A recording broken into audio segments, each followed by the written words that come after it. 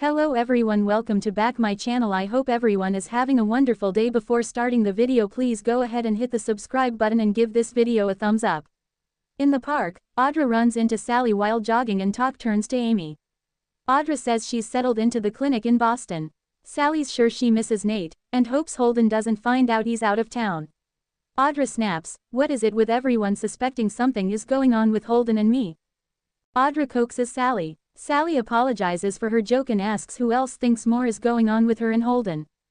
Audra says it was Lily, who's always looking to get a dig in. They were having a civilized conversation when Holden showed up.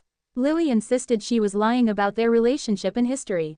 The last thing she needed was Sally piling on. Sally apologizes again and assures her friend she trusts her, but the way Holden acts around her is giving "more was going on between you two" vibes. Audra can't control that. All she can do is keep putting him in his place. Sally warns the way he looked at her yesterday was not a casual thing. Audra says it's in the past and she's not looking to revisit it. "You need to let this go." Sally says she will, but it's clearly eating at her and eventually she'll need to talk about it. Talk turns to Phyllis, so Sally updates Audra on Billy giving her an ultimatum.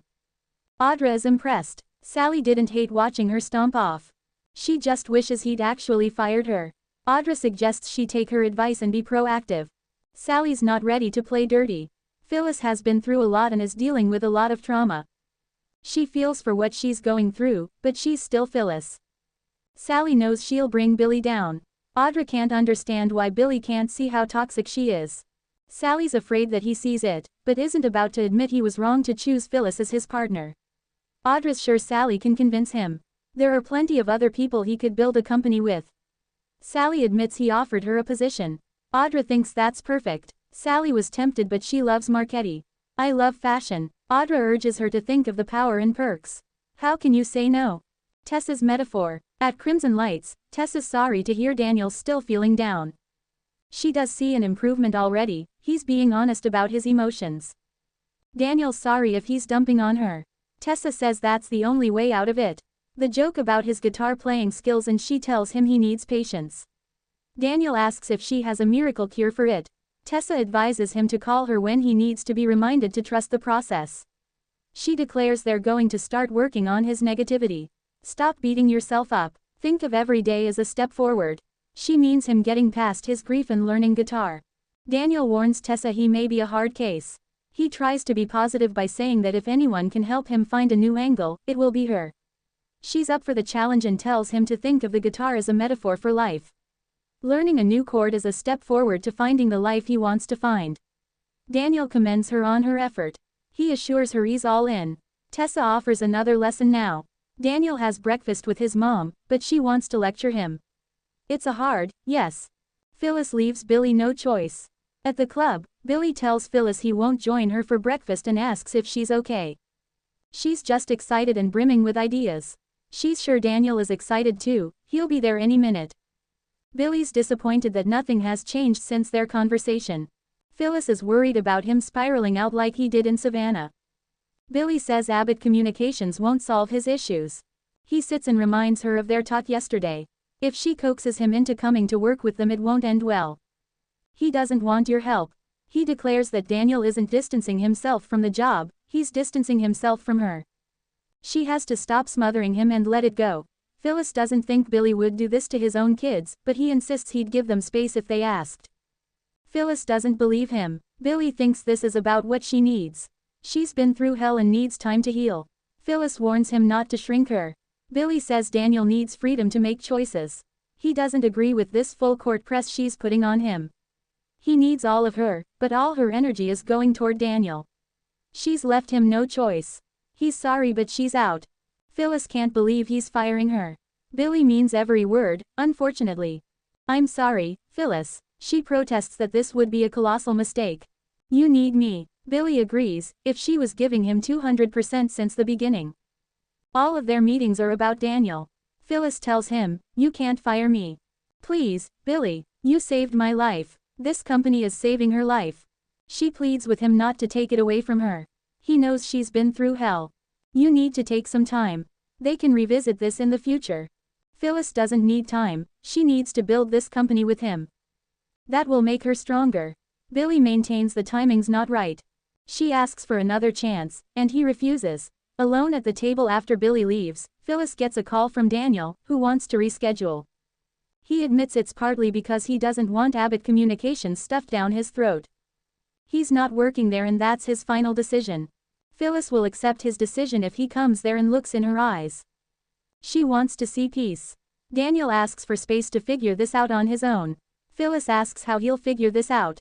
Daniel says he's working with someone, a friend, who gets where his head is at. He tells his mother to focus on herself and getting the company off the ground.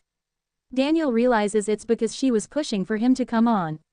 He'll talk to Billy. Phyllis doesn't care, she just wants Daniel to be happy. Daniel tells her to stop. Mariah returns. Returning to the table in Crimson Lights where Tess is waiting, Daniel updates her on his mother's firing and asks for a rain check.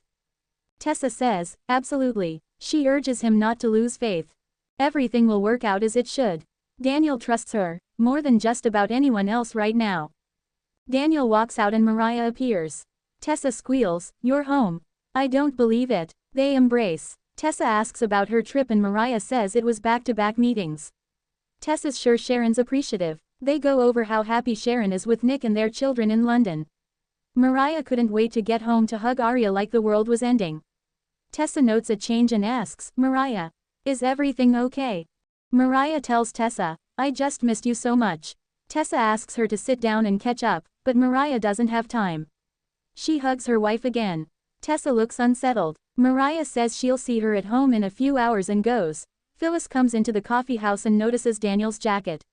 She asks Tessa if he's here. Tessa says he went to see her. Phyllis asks if she's the friend helping him. Tessa says it is. Phyllis hugs her. "Please tell me that you're going to help me save my son." Sally's decision. At the park, Sally and Audra continue going over Billy's offer for Sally to work with him. Sally says it's a risk. Audra points out if she leaves Marchetti, she won't have to run into Chelsea all the time. Sally admits that's awkward, but this is a huge decision. Audra keeps pushing her to accept Billy's offer. They can have fun creating new companies, support each other, and compare notes.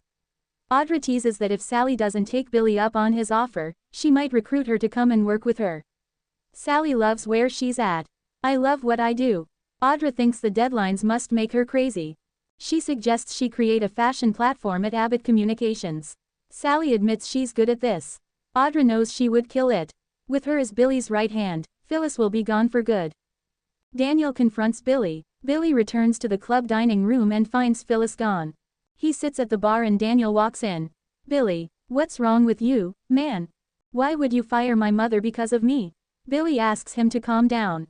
Daniel points out he's very calm. He knows what the job means to her. "Why is he punishing her for me?"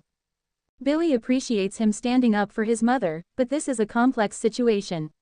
Daniel knows she pushed a little hard, but that's why they love her.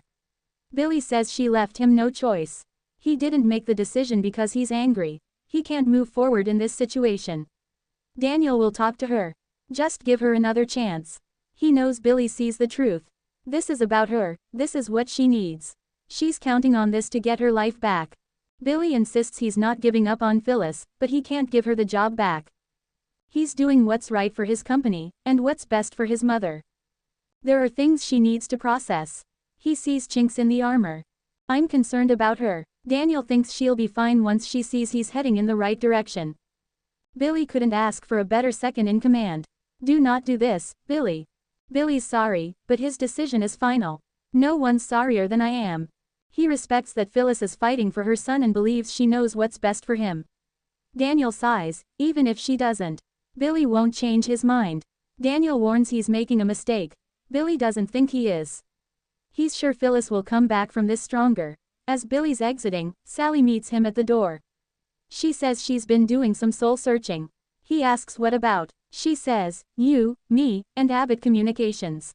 In the park, Phyllis stumbles onto a bench, sits down and starts crying as she struggles with a panic attack. Thanks for watching this video and please subscribe our Update World 24 YouTube channel for more update news.